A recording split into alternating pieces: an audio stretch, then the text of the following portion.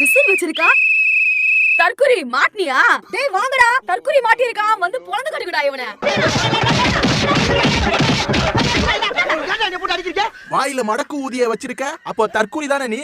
மடக்கு ஊதியா? விசில் அடிச்சதுக்கடா என்னை அடிச்சீங்க. அதெல்லாம் எங்களுக்கு தெரியாது, வாயில விசில் வச்சிருந்தாலே அடிப்போம்.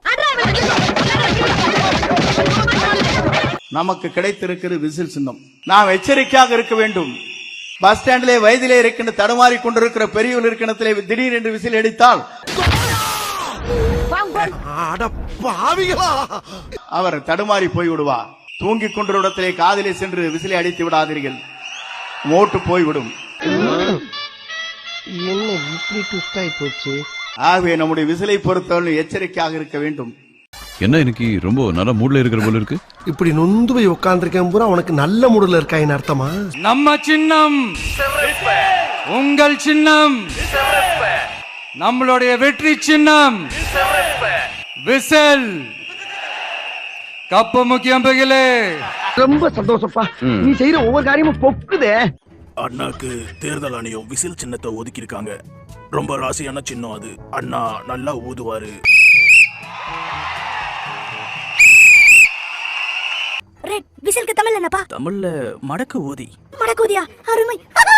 வாக்களிப்பின் மடக்கு ஊதி சின்னத்தில் சோச்சி. ஆமா.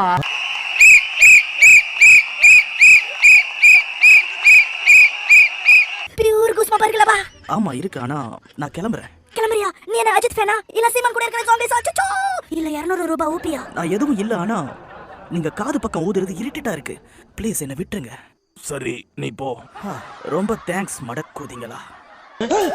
நீ எழுதி வச்சுக்கோங்க, 400 பேர் பார்த்துட்டு இருப்பா எல்லா சேனல்லையும், யூடியூப்ல 400 பேருக்கு மேல தாண்டாது. அந்த 400 பேருக்கு ஒரு பெரிய ஐடிவிங்க கண்ணாடி சார். அது நம்ம மூஞ்சியா அப்படி இருக்கு. நான் ஏன் இதை இவ்வளவு அழுத்தமா சொல்றேன் அப்படின்னா, ஏதோ அழுத்தம் இருக்குமோன்னு நினைக்கிறீங்களோ? சொல்ல மாட்டான், என்னன்னே சொல்ல மாட்டான். அழுத்தமா? நமக்கா? அழுத்தத்துக்கெல்லாம் அடங்கி போற ஆளா இந்த ஆளு? இந்த மூஞ்சா பார்த்தா அப்படியா தெரியுது உங்களுக்கு? சின்ன புத்தி சின்ன சாமி சிரிச்சா சீனி வெடி, வெடிச்சா யானை வெடிடா. வெடிக்கலனா? ஆனா அழுத்தம் இருக்குதான்னு கேட்டீங்கன்னா இருக்குது. நமக்கு இல்ல, மக்களுக்கு.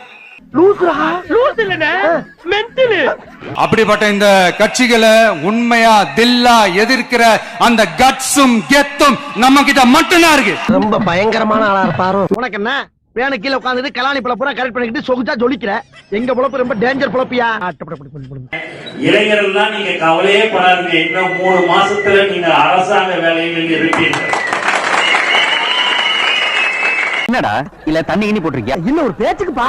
விசிலுக்கு சொந்தக்காரரே, எங்களின் வழிகாட்டியே, பாமர மக்களின் கடைசி நம்பிக்கையே, பாமர மக்களின் கடைசி நம்பிக்கையே, எங்களுக்கெல்லாம் ஒளிவிளக்காய் இருந்து வரும் தன்மான சிங்கமே, எங்கள் தலைவா, எங்கள் தலைவா, தமிழ்நாட்டின் இன்றைய முதல்வரே, நாளைய முதல்வரே, ஏன் தமிழ்நாட்டின் நிரந்தர முதல்வரான எங்கள் தெய்வமே, உங்களுக்கு என் முதற்கண் வணக்கம்.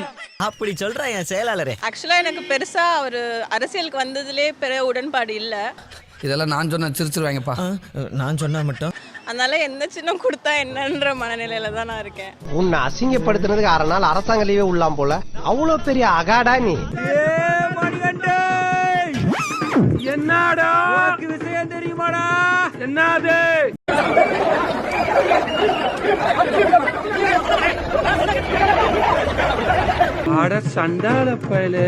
சிவகங்கை மாவட்டம் காரைக்குடியில் மங்காத்தா திரைப்படத்தின் போது திரையரங்கிற்குள் தாவேக்க கொடியை காட்டியவர்களை அஜித் ரசிகர்கள் கண்டிப்பதால் தகராறு ஏற்பட்டது. அட்டாக் பண்றீங்களா? போயிட்டு இருப்போம். ஏன் எவ்வளவு அடிச்சாலும் சொர்ணலமா நிக்கிறீங்க? தம்பி போங்க தம்பி, ஊருக்குள்ள போய் காட்டு பாருங்க. நாங்க அடி வாங்காத ஏரியாவே கிடையாது. எவ்வளவு அடி வாங்கினாலும் சத்தமே வராது, ஓடுனது கிடையாது. நீ என்னமோ 2 அடி அடிச்சுட்டு பெருசா பீத்துற. அஜித் ஃபேன்ஸ் கிட்ட ஏன் ஓட்டு பிச்சை எடுக்கிறீங்க? கண்ட நாயங்களுக்கெல்லாம் நீங்க போய் ஓட்டு போடுங்க, ஓட்டு போடுன்னு சொல்றாரு அவரு. வாய்ப்பே கிடையாது. மக்களுக்கு நான் நல்லது செய்ய போறீங்க. உங்க அதை சொல்லி ஓட்டு கேளுங்க, உங்க கொள்கையா சொல்லி ஓட்டு கேளுங்க. அஜித் ஃபேன்ஸ் கிட்ட ஓட்டு பிச்சை எடுக்காதீங்க. ஒரு மனுஷன் எதையாவது பண்ணி முன்னுக்கு வரலாம்னு பார்த்தா கால் வைக்கிற இடமெல்லாம் கண்ணி விடி வைக்கிறாங்களே. தலை ரசிகர் தளபதி தொண்டன்றானுங்க. அவங்க சத்தியமா தலை ரசிகர் செருப்பு கட்டி அடிப்போனுங்களா நாங்க.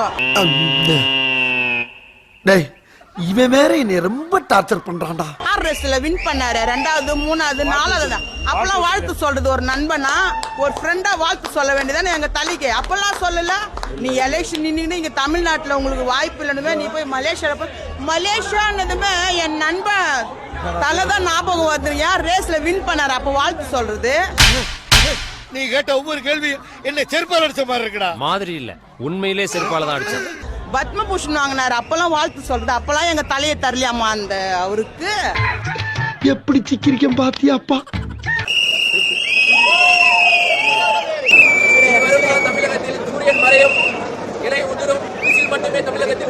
வாய்ப்பில்ல ராஜா, வாய்ப்பு. விசில் அடிச்சா குஞ்சுகளுக்கு விசில் சின்னம் தான் கொடுக்கணும்னு தேர்தல் ஆணையத்துக்கே தெரிஞ்சிருக்கு. வாழ்த்துக்கள்.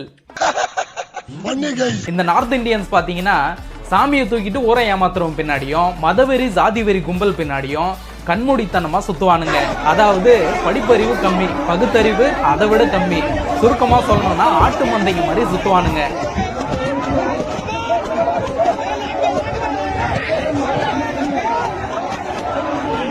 நாம அவனுங்களை பார்த்து சிரிச்சுட்டு இருந்தோம், இப்ப அவனுங்க நம்மளை பார்த்து சிரிக்கிறானுங்க.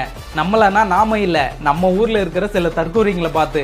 அதெல்லாம் சரஸ்வதி கடாட்சம். நல்லா நல்லா.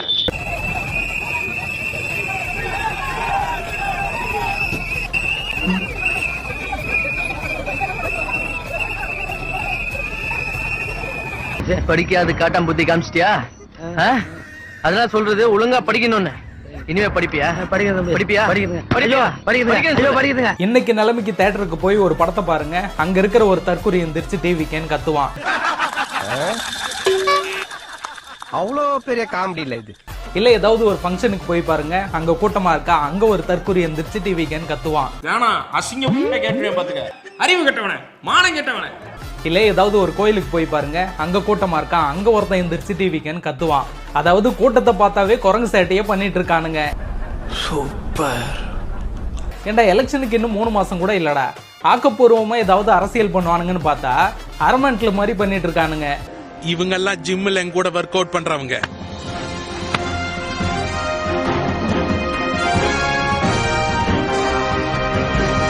விஜய் 4% ஓட்டு வாங்குவான்னு பார்த்தா 4 ஓட்டு கூட வாங்காம நக்கிட்டு போயிடுவான் போல.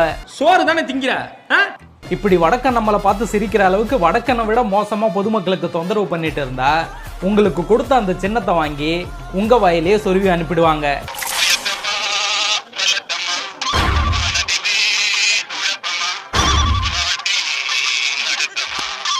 போன 10 வருஷம் அதிமுக ஆட்சியில தமிழ்நாடு இழந்தது என்ன தெரியுமா? அப்படி என்னதான் சொல்ல ஆசைப்படுற? முழுசா சொல்லிருக்கா, நான் கேட்டு தொலைறேன். நீட் தேர்வுக்கு ரத்தன கம்பளம் விரிச்சு அனிதாவை பலி கொடுத்தது யாரு?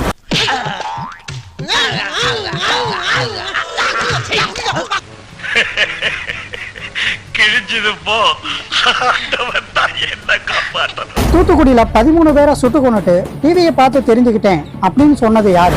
போங்கண்ணா, இப்பெல்லாம் சின்ன சின்ன விஷயத்த ஊதி ஊதி பெருசாக்குறீங்க. ஜிஎஸ்டில கையெழுத்து போட்டுட்டு நம்ம தமிழ்நாட்டோட வரி பணத்தை டெல்லிக்கு தாரை வார்த்தது யாரு? ஆஹா, சூனா போனா ஒவ்வொருத்தருக்க வேகத்தை பார்த்தோம்னா அவன் அருமை வறுமைக்கு ஆபத்து வந்துடும் போல் இருக்கடா. சிறுபான்மையினருக்கு எதிரான சிஐஏ சட்டத்துக்கு நாடாளுமன்றத்துல ஆதரவா ஓட்டு போட்டுட்டு இப்போ தேர்தல் வந்த உடனே நாங்க வேறன்னு நாடகம் ஆடுறது யாரு? ஏண்டா இந்த எவர்த்திங் ஏகாம்பரத்தையா ஏமாத்த பாக்குற? பொள்ளாச்சியில நம்ம வீட்டு பெண்கள் கதறினப்ப குற்றவாளிகளை பாதுகாத்தது யாரு?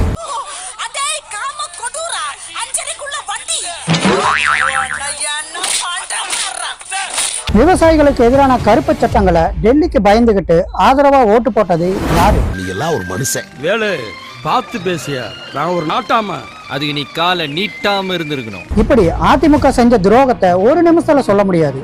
அப்ப நடந்தது ஆட்சி இல்ல, தமிழ்நாட்டோட வீழ்ச்சி. உனக்கு வேணும்டா, உனக்கு இது வேணும் இன்னும் வேணும், உன் புத்திய செருப்பாலேயே அடிக்கணும்டா. ஆனா இன்னைக்கு இதையெல்லாம் சரி பண்ணி தமிழ்நாட்டை வளர்ச்சி பாதைக்கு கொண்டு வந்திருக்காரு நம்ம முதலமைச்சர் ஸ்டாலின். ஆண்டவருடைய அதிசய படைப்புகள்ல அவன் ஒரு ஹீரோ ஃபாதர். துரோகிகளை அடையாளம் காணுங்க, தமிழ்நாட்டை உதயசூரியன் கையில ஒப்படைங்க. 2026ல மீண்டும் திமுக, மீண்டும் ஸ்டாலின். வலிக்கவே இல்ல பாத்தியா கனவு. மசாலா பால் மண்டல் அடிக்க கொடுத்தோம். வருமான வரி சட்டப்படி நடிகர் விஜய்க்கு அபராதம் விதித்தது சரிதான் என்றும் அவர் தாக்கல் செய்த வழக்கை தள்ளுபடி செய்ய வேண்டும் எனவும் சென்னை உயர்நீதிமன்றத்தில் வருமான வரித்துறை தெரிவித்துள்ளது. என்னடா வேடிக்கை ஸ்டார்ட் பண்ணுங்க. 2015-16 நிதியாண்டிற்கான வருமான வரி கணக்கை விஜய் தாக்கல் செய்த போது 35,42,91,890 ரூபாய் பெற்றதாக குறிப்பிட்டிருந்தார். விஜய் வீட்டில் கடந்த 2015ஆம் ஆண்டு நடத்திய சோதனையில் கைப்பற்றப்பட்ட ஆவணங்களுடன் ஒப்பிட்டு புலி படத்திற்கு பெற்ற 15 கோடி ரூபாய் வருமானத்தை கணக்கில் காட்டவில்லை என்பதை வருமான வரித்துறை கண்டறிந்தது. ஐயோ, ஆஹா, கூட்டத்தை பூரா திருப்பி விட்டானே. எனவே வருமானத்தை மறைத்ததற்காக 1,50,00,000 ரூபாய் அபராதம் விதிக்கப்பட்டது. என்னண்ணே, நீங்க அரசியல்ல பெரிய கிரிமினலா? நாங்க எப்படி? அதனை எதிர்த்து விஜய் தரப்பில் சென்னை உயர்நீதிமன்றத்தில் வழக்கு தொடரப்பட்டது. வழக்கை விசாரித்த உயர்நீதிமன்றம் வருமான வரித்துறை உத்தரவுக்கு இடைக்கால தடை விதித்தது. இந்நிலையில் விஜய் தாக்கல் செய்த வழக்கின் இறுதி விசாரணை நீதிபதி செந்தில்குமார் ராமமூர்த்தி முன் நடந்தது.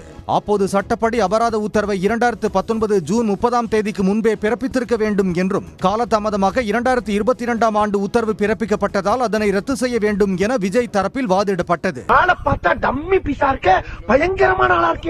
வருமான வரி மதிப்பீட்டை எதிர்த்த அப்பீல் முடிந்த பின் 6 மாத கால அவகாசத்துக்குள்ளேயே அபராத உத்தரவு பிறப்பிக்கப்பட்டதாக வருமான வரித்துறை தெரிவித்தது. என்னடா கோரசா துப்புறியே? இரு தரப்பு வாதங்களையும் கேட்ட நீதிபதி வழக்கின் தீர்ப்பை தேதி குறிப்பிடாமல் ஒத்திவைத்தார். நீ எல்லாம் பிறந்ததே ஒரு சாபக்கேடு. முடிஞ்சா இன்னைக்கே போய் செத்துரு. அண்ணனோட போட்டோவை வச்சு கீழே வாக்களிப்பு மடக்குதின்னு பேனர் அடிப்போம். அது தாறுமாறா இருக்கும். உன் பேரை போடலாமா? எவ்வளவு சொன்னாலும் திருந்தவே மாட்டானுங்க தற்கொலைங்க. முடிதான் நடத்தினா மூளையமா நடத்திருக்கோம். அங்க என்ன பார்வை? நான் அண்ணனும் மடக்குதியும்னு ஒரு புத்தகம் போடலாம்னு இருக்கேன். வரலாறு இத பேசும். கண்டிப்பா தற்கொலை கையில் மடக்குதி. இதுவும் நல்ல டைட்டில் தான். தேங்காய குண்டி அடிச்சேன்னு வச்சுக்க பொழந்துருவன். இப்போ நான் வந்து ஒரு 4 இமேஜ் உங்களுக்கு காட்டுறேன். அந்த இமேஜ்ல நீங்க ஒன்னு சூஸ் பண்ணிட்டு ஏன் உங்களுக்கு பிடிச்சிருக்கு அப்படின்றத நீங்க சொல்லுங்க. எம்பி ஸ்டாலின் தான். ஏன்னா எல்லாருமே வந்து இப்போ வந்து இவங்க மேல அவதூறு பரப்பிட்டு இருக்காங்க. இவங்க இது பண்ணல இதுக்கு முன்னாடி 10 இயர்ஸ் பார்த்தா ஆப்வியஸ்லி ஏடிஎஃப்கே தான் இருக்கு. அவங்க பண்ண விஷயத்துக்கும் கிரெடிட்ஸ் இவங்க எடுத்துட்டு இருக்காங்க. என்ன கொடுமை சார். இப்ப முக்கியமா இந்தி திணிப்பா இருக்கட்டும், கல்வியில் சிறந்த தமிழ்நாடுன்னு சொல்றாங்க. இவங்க வந்ததுக்கு அப்புறம் தான் எனக்கு தெரிஞ்ச எஜுகேஷன் பேசிஸ்ல இம்ப்ரூவ் ஆயிருக்கு. When comparing with north India அப்படிலாம் பார்க்கும்போது சவுத் ஸ்டேட்ல தமிழ்நாடு வந்து லீடிங்ல இருக்கு. குத்தாலம் அருவியில குளிச்சது போல இருக்குதா. ஹாஸ்பிட்டல்ஸ்க்கே பாத்தீங்கன்னா இங்க கவர்மெண்ட் ஹாஸ்பிட்டல் அவ்வளவு ஃபெசிலிட்டிஸ் இருக்கு. இப்போ எக்ஸாம்பிள்ஸ் ரீசெண்டா எங்க தாத்தாக்கு வந்து ஹார்ட் அட்டாக் வந்துச்சு. அப்போ நாங்க ஃபுல்லா ஓமந்தூரார்ல தான் பார்த்தோம். உள்ள போனப்பதான் தெரியுது நம்ம வந்து அண்டர் எஸ்டிமேட் பண்ணிருக்கோம் யா கவர்மெண்ட் அப்படின்னு. பட் ரொம்பவே சூப்பராவே இருந்துச்சு. நார்த் பீப்புளுமே இங்க தான் வராங்க. எந்த ஸ்டேட்டா இருந்தாலும் மோஸ்ட்லி இங்க தான் வராங்க. சோ ஆப்வியஸ்லி அப்படிங்களா, ரொம்ப சந்தோஷம். புறப்படலாங்களா? வந்திருக்கிற செயல் வீரர்களுக்கு தெரியும், எல்லோருக்கும் தெரியும், நாட்டு மக்களுக்கு தெரியும். நாளை தமிழகத்தை நல்லாட்சியை தமிழகத்தில் நடத்தக்கூடிய ஆற்றலும் சிந்தனையும் தொலைநோக்கு பார்வையும் மனிதநேயமுக்கும் ஜாதி மத பேதமற்ற சமுதாயத்தை தமிழகத்திலே உருவாக்கக்கூடிய ஒரே தலைவர் நம்முடைய தளபதி மட்டும்தான் என்ற நிலை உருவாக்கப்பட்டிருக்கிறது. ஐயோ ஐயோ. ஆகவே நீங்கள் கவலைப்பட தேவையில்லை. எந்த சக்தியாலும் தமிழ்நாட்டில் இனி நம்மை தடுத்து நிறுத்த முடியாது. கருப்பே குசும்புக்காரன் அவர் முதலமைச்சர் ஆவதை எந்த சக்தியாலும் தமிழ்நாட்டிலே நிறுத்தி விட முடியாது. சொல்ல வந்த விஷயத்தை நேர சொல்ல போறே இல்லையா? அது ஒண்ணே இல்லையா? நமக்கு கிடைத்திருக்கிறது விசில் சின்னம். நாம் எச்சரிக்கையாக இருக்க வேண்டும். பஸ் ஸ்டாண்டிலே வயதிலே இருக்கின்ற தடுமாறி கொண்டிருக்கிற பெரியவர் இருக்கின்றத்திலே திடீர் என்று விசில் அடித்தால் அவர் தடுமாறி போய்விடுவார். தூங்கிக் கொண்ட இடத்திலே காதிலே சென்று விசிலை அடித்து விடாதீர்கள், மோட்டு போய்விடும். என்ன இப்படி ட்விஸ்ட் ஆகி போச்சு? ஆகவே நம்முடைய விசிலை பொறுத்தவரை எச்சரிக்கையாக இருக்க வேண்டும். ஐயா, இப்ப எதுக்கு வான்கோழி முட்டை போடுற மாதிரி வாய வச்சு நிறுகிற? Relax moms. என்னை பொறுத்த வரைக்கும் அவர் வந்து அரசியல் ரொம்ப நீண்ட காலம்லாம் பயணிக்க மாட்டாருன்னு தோணுது. ரொம்ப வாடுறானே. ஏன்னா இப்போ அவங்க பின்னாடி இருக்கிறவங்களே வந்து பெருசா அரசியல் படலை அப்படின்னு தான் நான் நினைக்கிறேன். ஒரு ஃபேன் பேஸாக தான் சுற்றி இருக்காங்க. பெருசாக பொலிட்டிசைஸ் ஆகலை. அவருமே என்ன ஒரு கிளாரிட்டியோட வந்து இறங்கியிருக்காருன்றதுல எனக்கு சரியா புரிதல் இல்லை. அவருக்கே புரிதல் இருக்கான்னு எனக்கு கேள்விகள் இருக்கு. அந்த சின்னம் வந்து மனசுல பதிஞ்சு இந்த சின்னத்தை பார்த்து ஓட்டு போடுற அளவுக்கு ஒரு ஜேர்னி இருக்குமா அப்படின்றதே எனக்கு கேள்வியாக தான் இருக்குது. அதனால இது எந்த அளவுக்கு அவருக்கு பாசிட்டிவா அமையும் இல்ல இந்த சின்ன மக்கள் மனசுல பதியுமா அப்படின்ற அளவுக்கு சொல்றதுக்கு எதுவும் இல்லைன்னு நினைக்கிறேன். எம்மா கண்ட முடிச்சுப்பா ஏன்னா நித்திய கண்ட பூர்ணாயிஷா போச்சே.